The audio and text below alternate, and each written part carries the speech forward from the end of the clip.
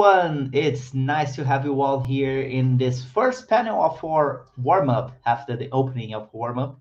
So it's a pleasure to have this first round around the world with organizers of Game Jam Plus. It's a very interesting and exciting panel when we have different challenges and we see different perspectives about the game industry and the point of view of our organizers. So I'm really, really happy to introduce you with Kadu, Shubu, Harriet, the organizers from Brazil, France, and Namibia. So it's really, really nice to have you here. I want to, first of all, open the mics for you to introduce yourself and talk a little bit about yourself, about your venue and where you come from. Please, starting with Harriet. Hey, so can you hear me? Yep. This is the best question of 2021, right? Yeah, so I'm Harriet. I work for Laval Virtual, and we are doing the French Game Jam Plus. This is the first time we are doing the event, so we're very excited. I will be doing the event with Cedric, who is going to join us once his meeting is over. It's taken a little bit more time than expected, but which is probably a good sign, right? And yeah, so very excited for this warm up and seeing how everything will go. That's great. And please, Kadu. Hi, I'm Kadu. I'm from Manaus, Amazon, Brazil. I'm the current head organizer in my city, and we actually won Game Jam Plus last year. So we we are trying to do our best this year again. And that's an interesting thing. We have a winner of Game Jam Plus now being the organizer. It's a very awesome thing. And now, Shugo, please. Hello, I'm Chubo Zeko. I'm actually Zambian, but I'm the regional organizer for Windhoek Namibia, or co-organizer with Tutaleni. And yeah, last year was the first time I was an organizer and a participant. So yeah, it was a really good experience. So hope to do it again this year as well. That's really, really great. And well, that's really interesting because we have now three different continents connected through one international event that is Game Jam Plus. And one of the first things that I want to put in discussion here is what is for you as a local organizer being connected and started to know people for all over the world? What kind of experiences and things that you already have lived with this organization experience that you think it's interesting in terms of knowing people from different continents, different places? So I want you to express a little bit about your point of view as organizer to seeing you as a part of a huge ecosystem, a huge international ecosystem, and being part of a very diverse industry. So who wants to start? I can go first. So, from my perspective, I always like this cultural exchange. If you take like the Brazilian games and the North American games and the European games and the African games, they all have different flavors of fun, different flavors of interesting things like 2D, 3D animations and the graphics, the styles. Like in Brazil, we had a lot of Native American, native Brazilian um, legends, like fairy tales and things like that. And from North America, I remember there there was this game that was like a dystopian game in the cyborg future, and it's an interesting take on the same subject that is only possible from different points of view and different experiences. Oh, that's great. Harriet, Shugo? Yeah, it is the first time organizing a game jam.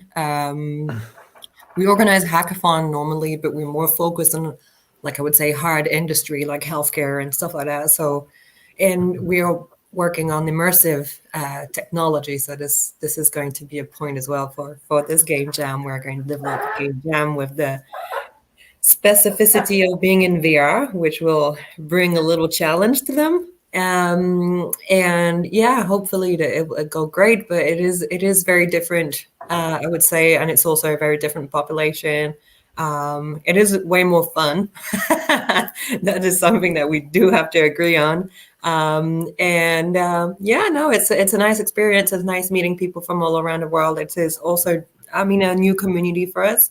Well, for me, because Zazel, who will be joining later on, he is from ETR, which is a Twitch channel and news feed in VR, but they also are very focused in gaming, and they do a lot of tests. And yeah, no, it's very excited. We wanted to do something along for a long time, and this was the opportunity to do it. So it's gathering people, and we're really enjoying it. That's really, really great. And about you, Shubho? Yeah, being part of these game jams, it is like with between the different continents, it also brings, like, to add on to what the others have said, like brings different perspectives on how to approach the game. Like sometimes when you're sharing different ideas, like people from the different cultures would approach the game in a different way, or approach the theme in a different way. And yeah, it really gives more variety in what types of games that can come out of it, especially if you're maybe working with different countries, or when you're updating the game, and as well as the in the different stages where there's the networking and marketing stages. It also gives different gives opportunities for the resources that not all the countries have, especially in their gaming ecosystems. So yeah, it's a good way to connect and to see how the gaming industry is in different areas of the world as well.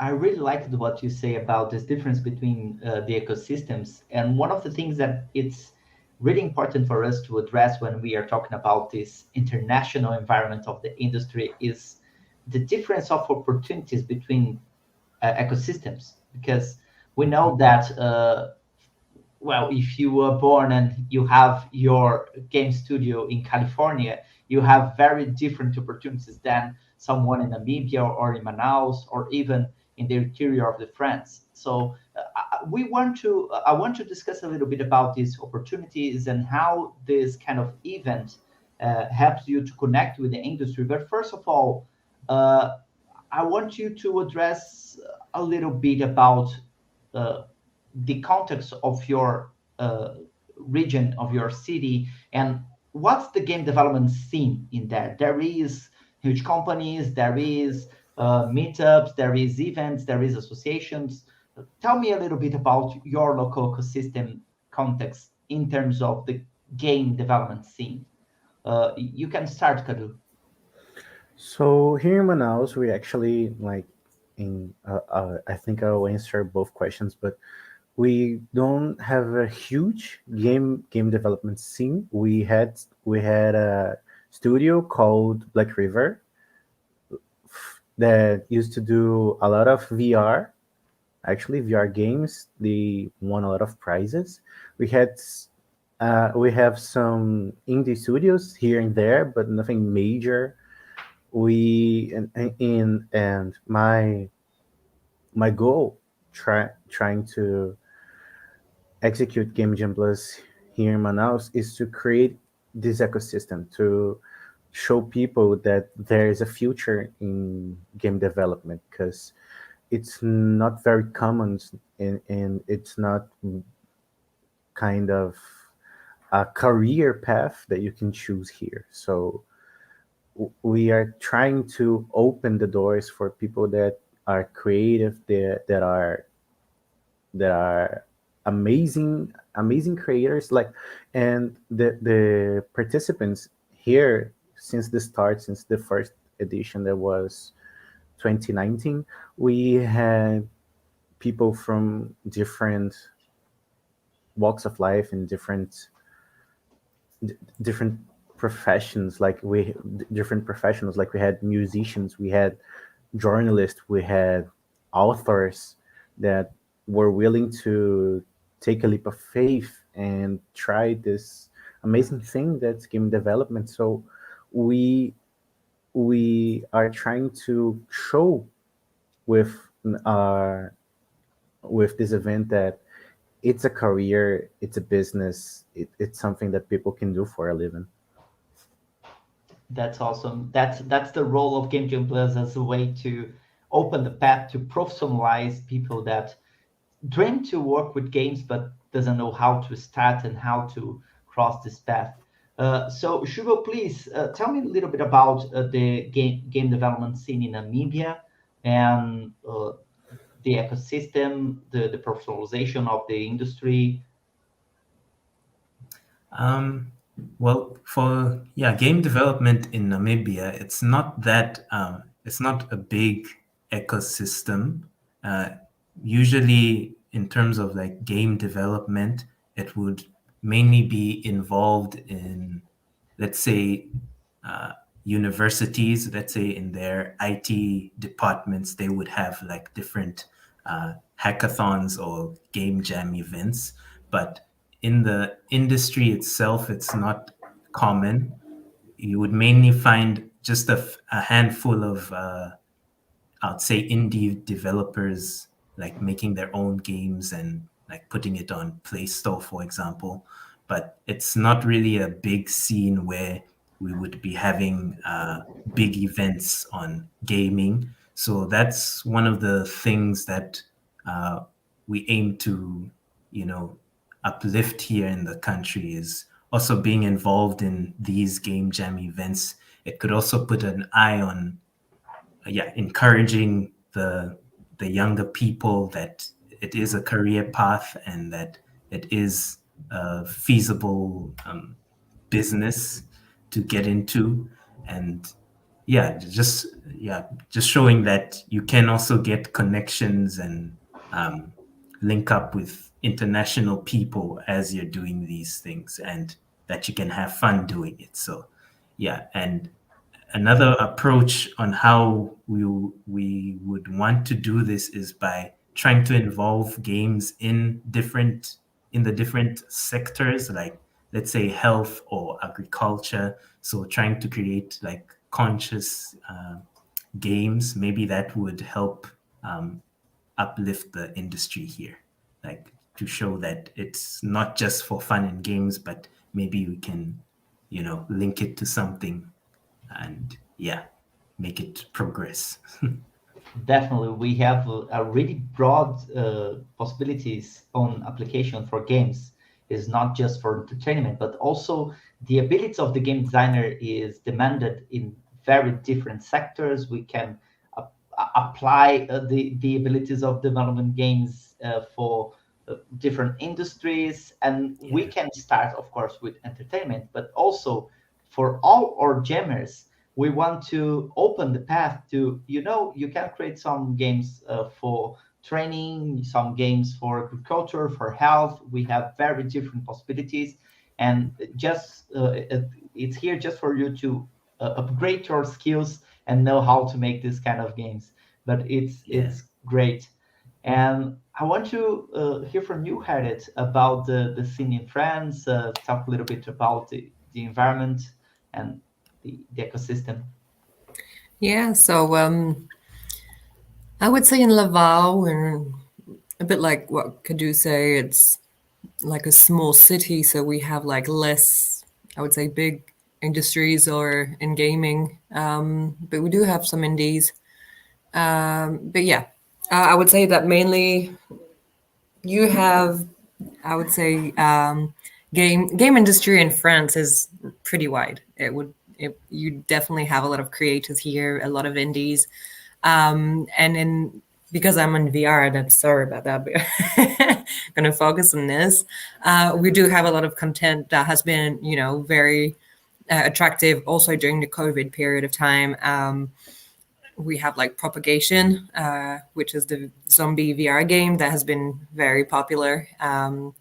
And there's also a lot of indies in Paris, like Akimasho and stuff like that. They not only do VR games, but they're really focused on that, and it's pretty cool.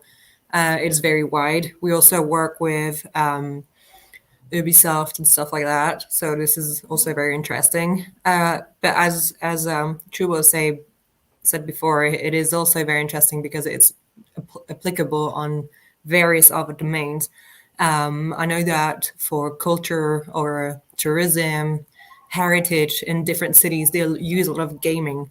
Either Easter eggs, like a little bit like Pokemon Go, but throughout the city. And also Niantic has this new SDK that came out, and they're really using that as well here. It's something that's been done to show around the cities and stuff like that. So it's pretty cool. Gaming is not just like playing and stuff like that. It's really entertaining population, and it can go from, learning stuff from where you live and having fun at the same time. So it's pretty cool. That's really great what you said. And I want to take the opportunity to include Zazel to the transmission here. Hello, welcome. It's a co-organizer from France. It's nice to have you here with us. We are discussing about the different perspectives of our local ecosystems and the difference between Namibia, Brazil, Manaus in Brazil, and France, and all the opportunities that we have. And Harriet just said one very interesting thing, that the difference between being a gamer, playing games, and the opportunities that exists beyond being a player of a game, but also developing a game. And I want you to comment, and all of you to comment if you want, about these opportunities. For example, I love games, I love to play games, but I'm curious about how to become a game creator. A game jam is a good place for you to start. How to start in a game jam? I think Zazel is still in the meeting. So yeah, I need to change the place because let me 2 minutes. Sorry. No problem. So yeah, creating and being part of the game jam. Even if you're not a developer, it's good to go ahead and do it, because either you play games or you have games on your phone, or you're interested in doing it. You can be easily a good, I would say, look outside of the box type of person, because you would have no limitation in terms of development. You will not be saying, oh, this looks really hard in terms of architecture and stuff like that. And you'll just be like, oh, I would like to do this as a gamer. And it would be way more interesting. It's also a good thing to see how everything is done in terms of prototyping. It's interesting. Even if you're not really a hardcore developer, just go ahead and be able to create, see how everything is layered in a game, what you're supposed to do from 3D to animating and having loops in Unity and stuff like that. So yeah. Cadu, Chubo, Zazel. So I think I will next. I always remember this one person from the first edition that I organized here, and he was a musician. He was a professional musician from the Amazon's orchestra here in Manaus, and he gave it all up, so to speak, to become a sound designer for games. And Game Jam Plus was actually his first introduction to game development, and he made this game score in the first edition for his game in 2 days, and he had already like 4 music soundtracks for his game. And I I just thought it was amazing because he just sat there with all this equipment and different types of keyboards and different types of instruments, and like gave birth to this amazing creation. And his music was extremely good. Unfortunately, he didn't make it for the final, but I just think it was really really inspiring. We had also this one guy. He was a journalist, and he made he made the story for his game. He developed all the script and how the story would unfold, and it was a really interesting story. So I always say, people that approach me asking what do I need to start in a game jam, what do I need to start, what do I need to know to be part of this event, and I just say, you just have to want to do it, and the rest will come to you. You can be just a businessman, for example, because in Game Jam Plus we have the pitch, we have the sales aspect of the game. So if you're a businessman, you can be you're able to analyze the market and sell your game and do well in a pitch. And there is also the opposite is very true. I remember this time when Instagram removed the like count for other people. Other people couldn't see, just the person that posted the photo. And this is one kind of gamification that is used abroad, all of this social media platforms, and it's a mechanic that we use in game development, and people don't realize how gamification and gaming development and stuff from games are in a daily life. So I think being part of Game Jam is really mind blowing for people that don't have this experience.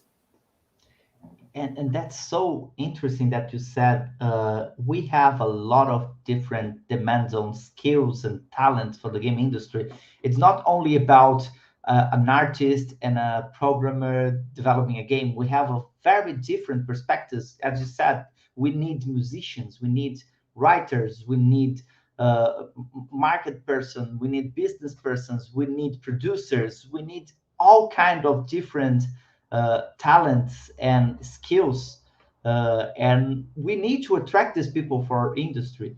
Our industry is not only made by artists and programmers; it's more than that, and that's one of good.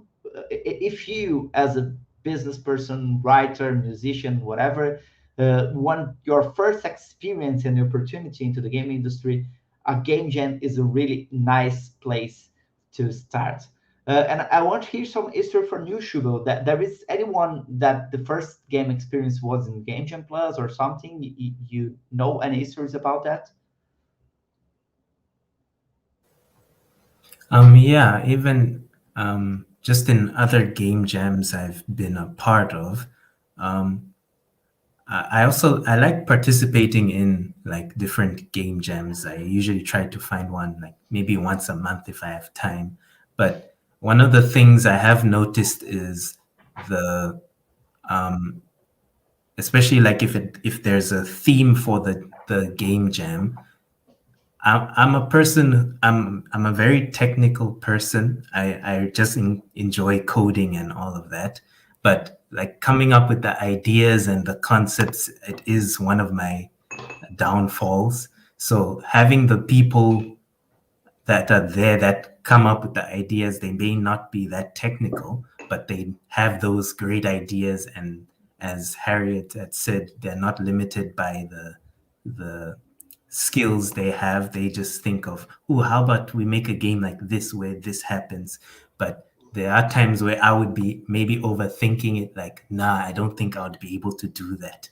But it's very good to have a wide range of people and people from different walks of life that can just come up with different ideas and different views of a game, and instead of just having very technical people, because usually the first step is coming up with the idea and like coming up with the concept, and then you get technical and add all the music and art. So it's I would say for the people joining that, don't think that you don't have enough skills to join a game jam, because any type of idea or skill you have will be helpful in a team or in whatever type of game you're trying to make, because it's all about what you can come up with and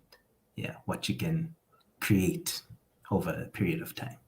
So That's really, really great. And I want to step back a little bit and start to talk a little bit more about you. You decided to organize a game jam. It's not an easiest task in the world, because you need to create some kind of infrastructure. You need to invite people from your community. You need to support them during the event. And it's a volunteer work. You're not getting any money from it. So I want to, it's interesting for us, you to introduce a little bit about yourself and your background, your professional background, and then explain a little bit why you decided to organize a game jam. Why to organize a game jam? Why to be a volunteer in an event like that? I think we can start it with Zazu, that just joined us. Okay, so first of all, excuse me for my English. No problem at all. Okay, so why we organize a game jam? First of all, because I'm a developer. Initially, I'm also a developer, a web developer, and web development is all the web development is about sharing. Sharing knowledge. There are lots of meetup everywhere, and in VR or especially in VR because it's our passion.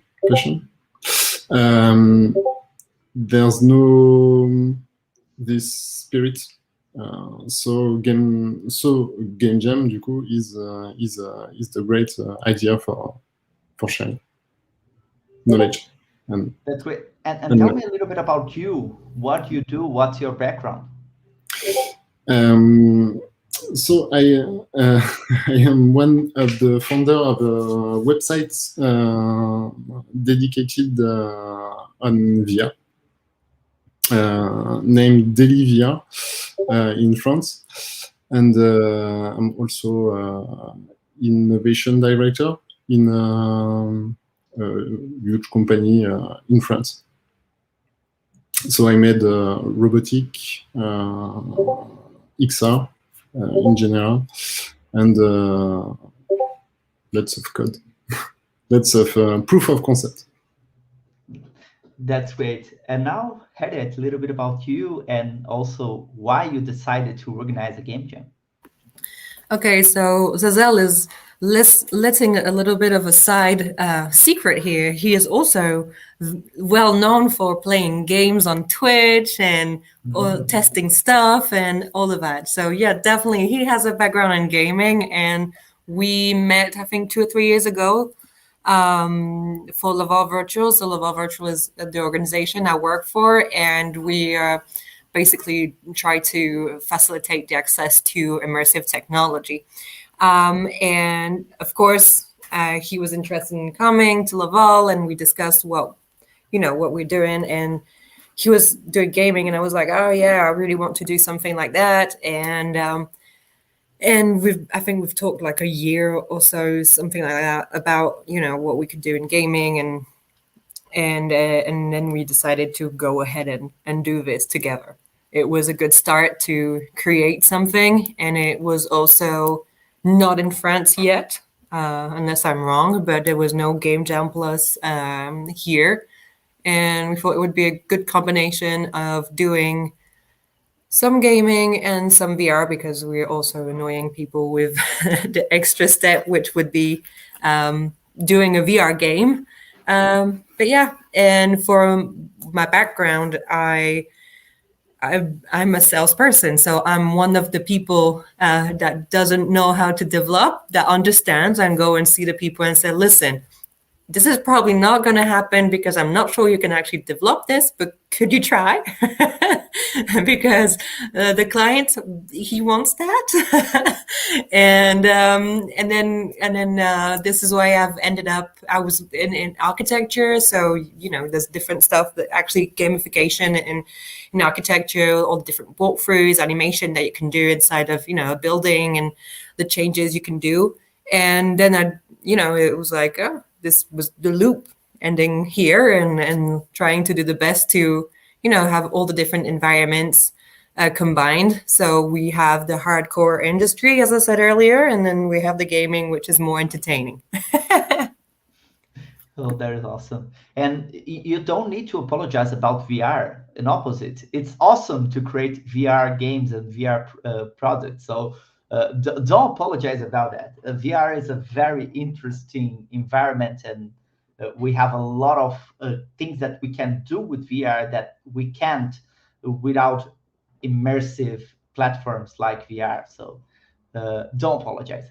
And please, Hugo, tell me a little bit about you and your decision on be a game jam organizer. Well, my background is in computer engineering. I studied for that. And during my studies, whenever I'd be doing, like, let's say, online tutorials, I would always be like looking at, let's say, creating a game clone, let's say, of Super Mario or Snake. So that's where my fascination of like creating games came from. So once I finished with my studies, my bachelor's studies, I continued like trying to develop my own games, but I would usually take a while to make them. So when I started joining like game jams, it kind of helped me like only make a game within like a weekend, for example. So it also helped me speed up my process of creating games. And eventually, like after doing multiple game jams, I ended up doing Game Jam Plus, I think.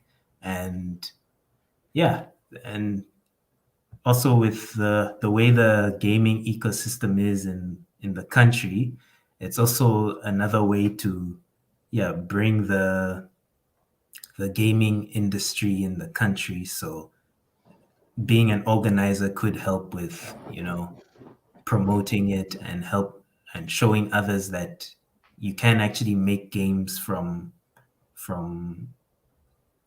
wherever you are, and that also showing that it is a viable source of income or industry to get into. And I think that's my main background. Oh, that's great. And please, Kadu, tell us a little about you and why you decided to organize a game jam. So I'm a major in information systems. I think that's what's called in English. I work as a tester, as a QA tester. So my job is usually to point the flaws in other people's jobs. It's a really interesting kind of occupation. And I've decided, as I stated earlier, I decided to organize Game Jam Plus here in Manaus because we only had one Game Jam, and it was only about making the game.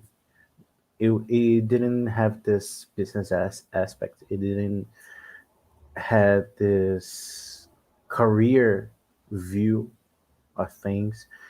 And me and the other organizers here in Manaus are trying to expand people's view and expand all the possibilities and really create an ecosystem, because we don't have like an event where we can show the games that are produced here. But from Game Jam Plus, we noticed that people are really really invested in making a difference and studying this career and trying really hard to like pop the bubble of game development and bring attention to the really amazing creative people that live here in Manaus. Oh, that's awesome. And I really want to address one thing that what is the advantage to being an organizer? Because, well, besides all the fact that you are meeting people all over the world, you are being part of this community, we are meeting each other and changing knowledge. But what is the coolest thing on the organizer in opposition to being a jammer or a participant of a game jam? What is the unique thing that you as an organizer leave uh, being part of this event?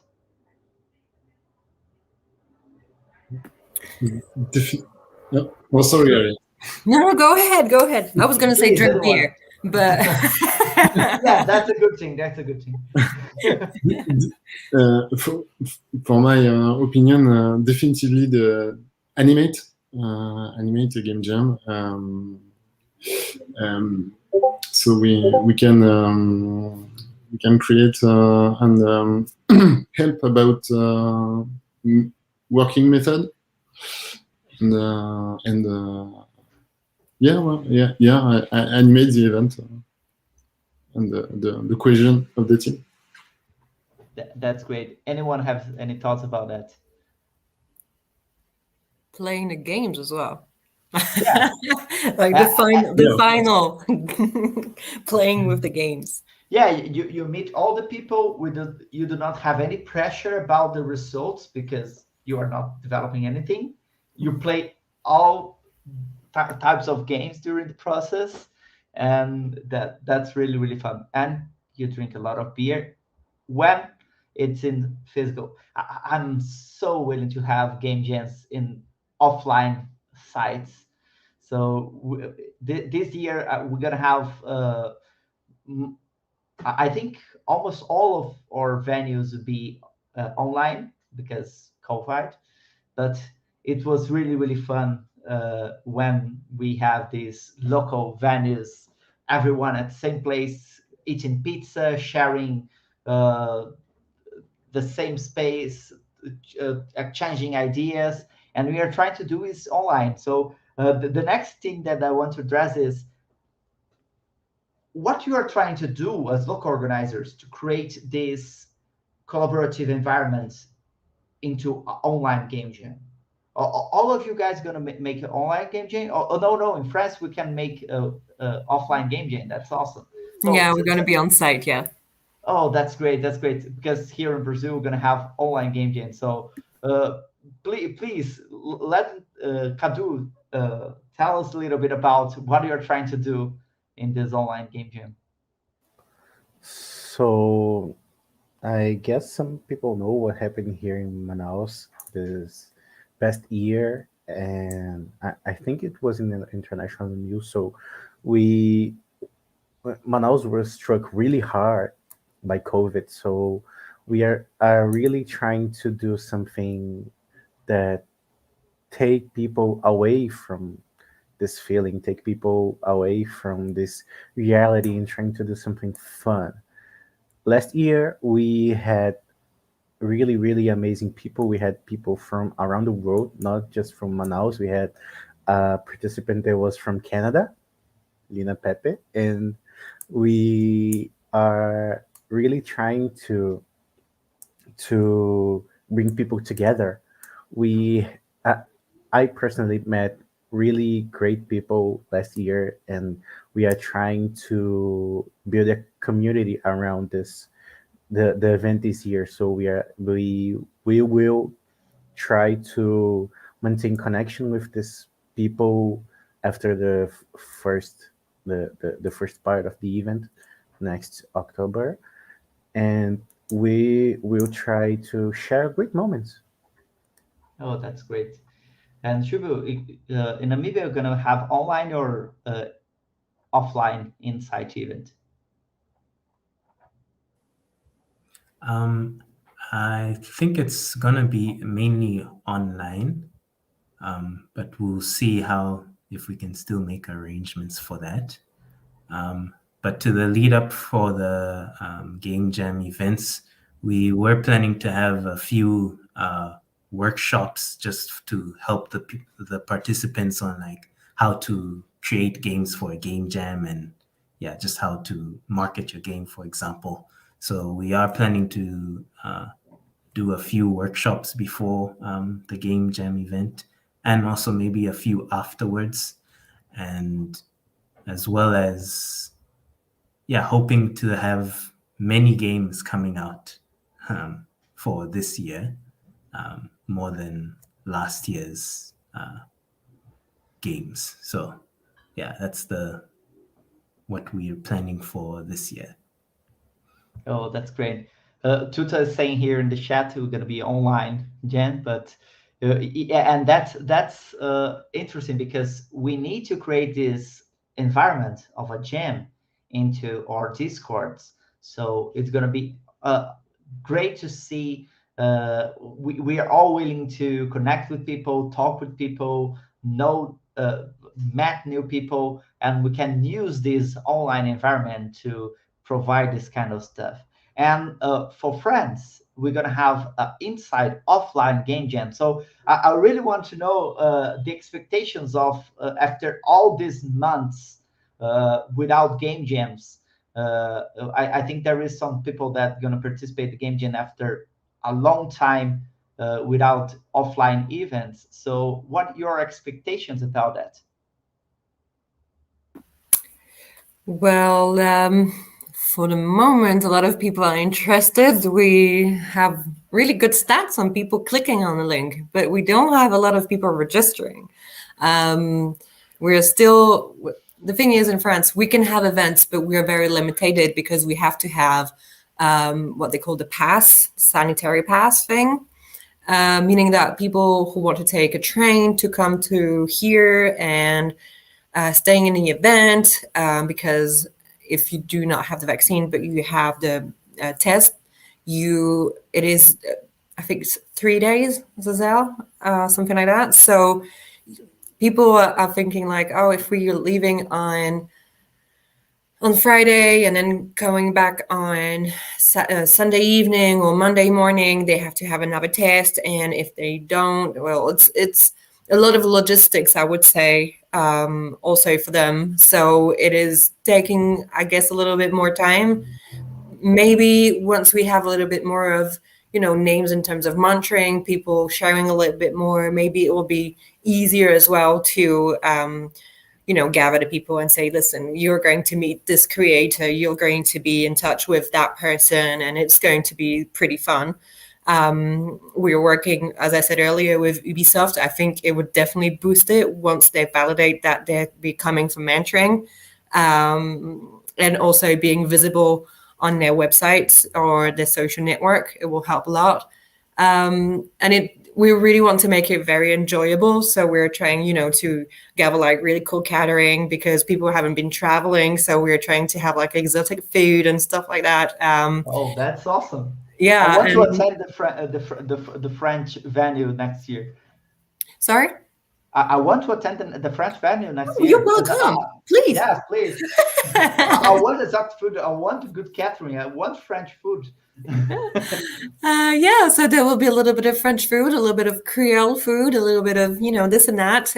We're probably going to have a pizza evening as well, because a game jam is not a game jam without a pizza evening, right? Yeah. So this is going to be very fun.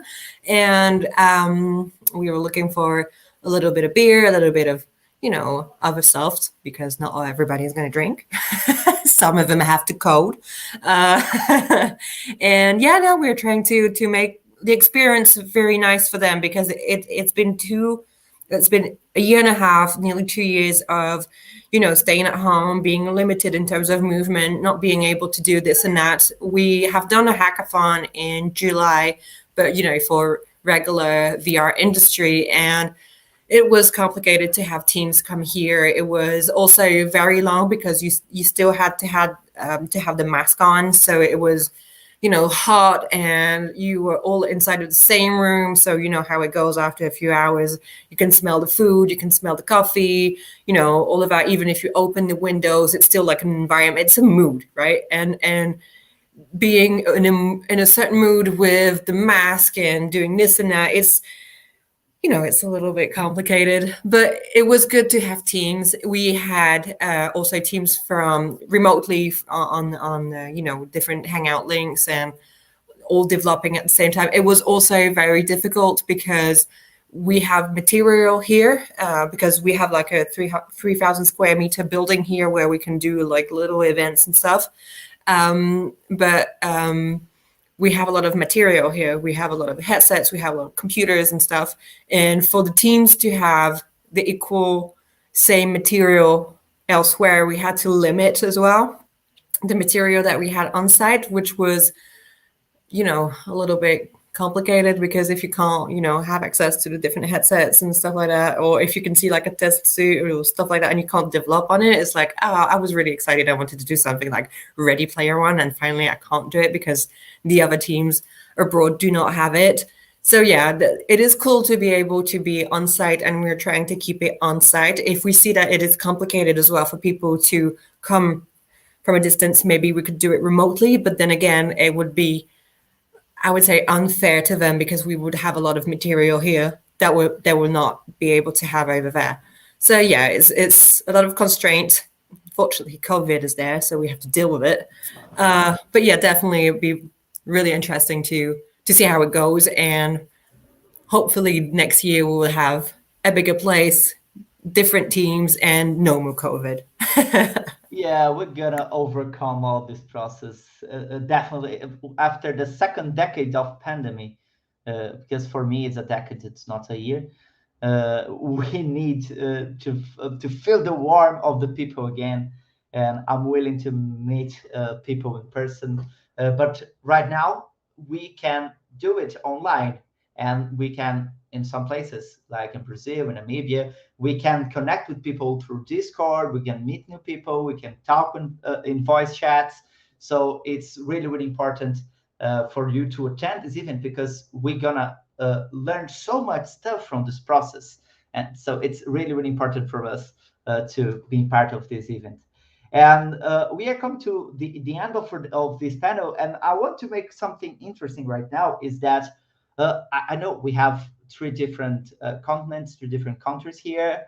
Any one of you have any questions, any curiosities about France, Namibia, or Brazil? I really want to create this exercise because we know we have all these stereotypes about these countries. We have all these unknown things about these countries. I really want to create this exercise. Please, it's on you guys. There is any question, anything that you want to know about Brazil, Namibia, France? So I have a question for Chubo.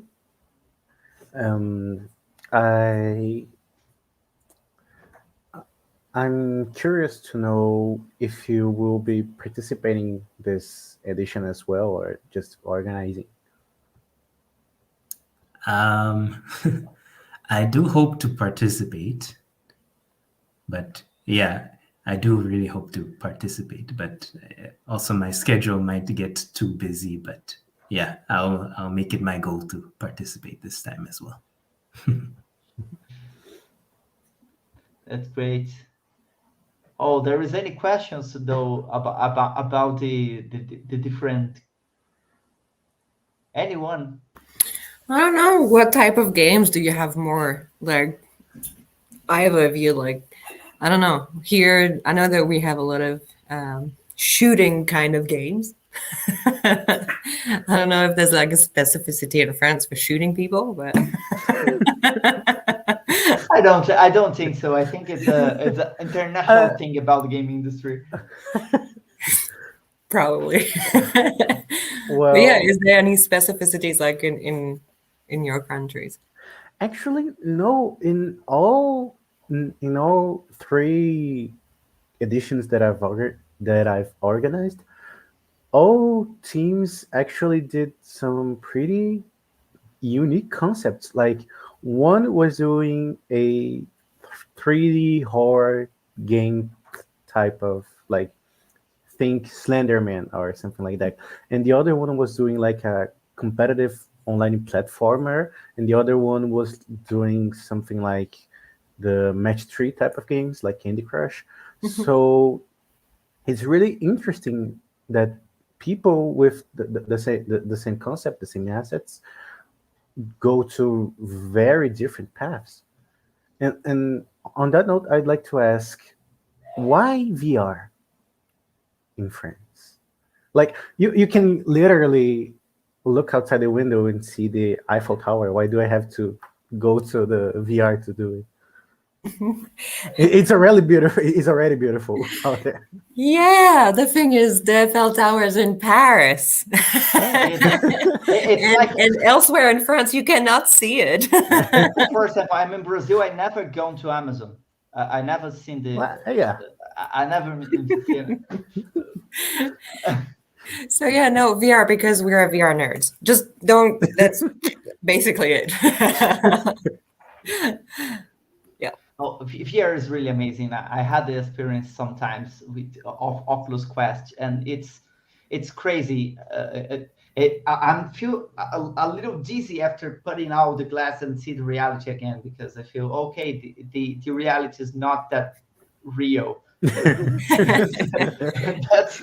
That's an interesting thing about VR, and I hope to have a lot of really good VR games as finalists of Game Jam Plus. Yeah, it would be really we cool. need to explore more VR games, because there is some kind of prejudice about it's too hard to make a VR game in a Game Jam or something like that. So I want you to talk a little bit about it. It's possible to create a VR game in a Game Jam. Yep. Yeah, of course. Because what's the difference between create a VR game and a normal game that is not in VR? Not a lot, actually.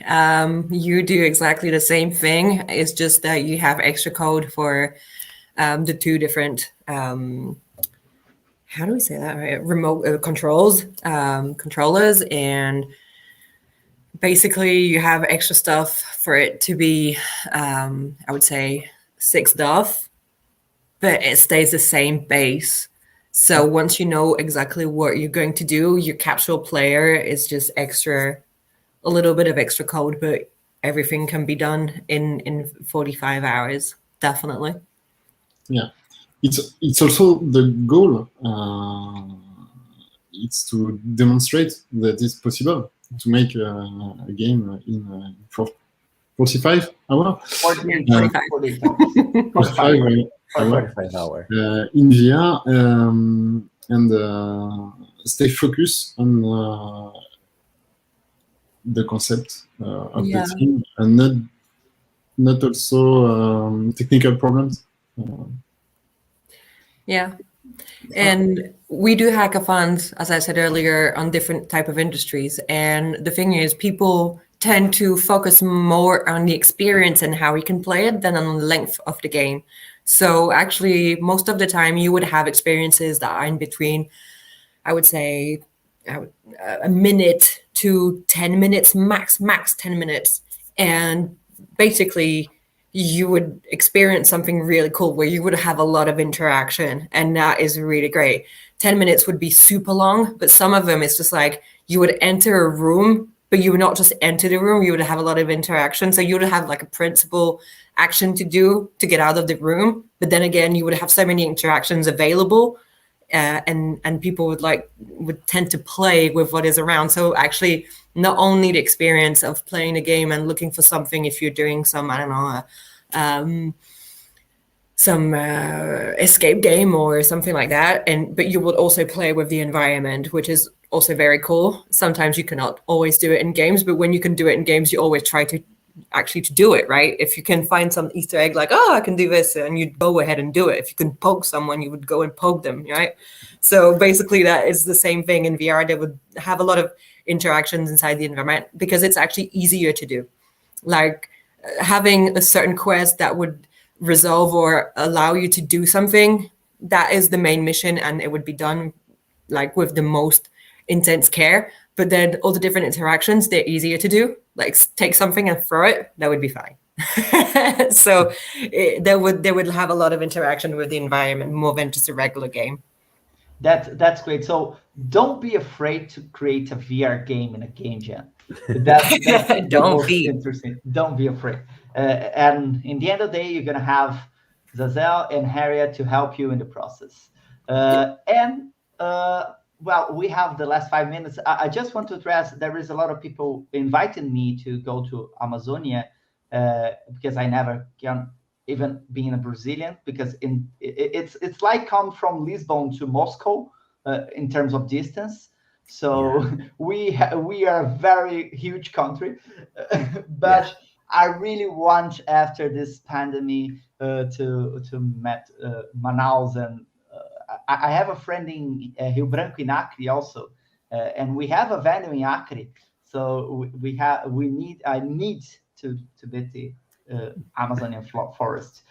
So we have the last 3 minutes here from our panel. It's passed so fast. We have a lot of fun here today.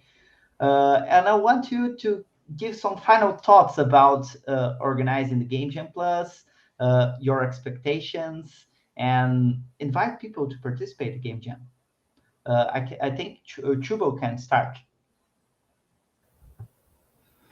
Yeah, I guess some advice is just to not, if you want to participate in the Game Jam Plus, that you should not get in your head and overthink, like, maybe I can't do it, but just go for it, and don't limit what you can make here. Even just hearing about making games in VR, I also have been a bit afraid of making a game in VR because I'm like, maybe it's too hard. But yeah, I'm actually thinking of doing it now. So yeah, so just to don't limit yourself in what you want to make, and yeah, just go for it. And yeah, it's always a great experience to be part of game jams and just organizing them, and it's always a fun opportunity to see what other people have created and what you can create, and just seeing the excitement around it before and after. So that's what I've got to say. That's great. Kadu, in 30 seconds, because we need to finish our live, please, your final thoughts.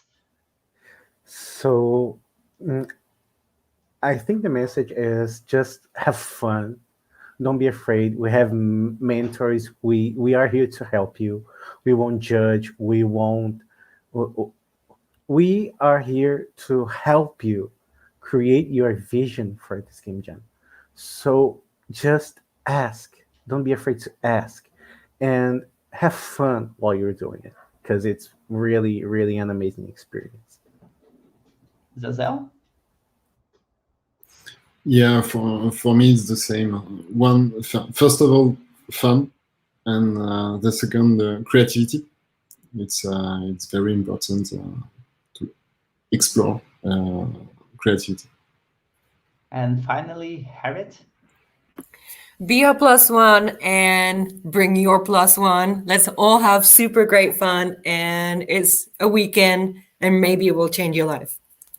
That's awesome. Please invite your friends, bring everyone for this event, and really, really thank you, Kadu, Shubu, Harriet, Zazel, It was great to have you here. And please continue to follow up the warm-up event. We have a lot of very interesting panels and BR+1. Thank you, everyone. Bye-bye. Thank you. Thank you. Thank you.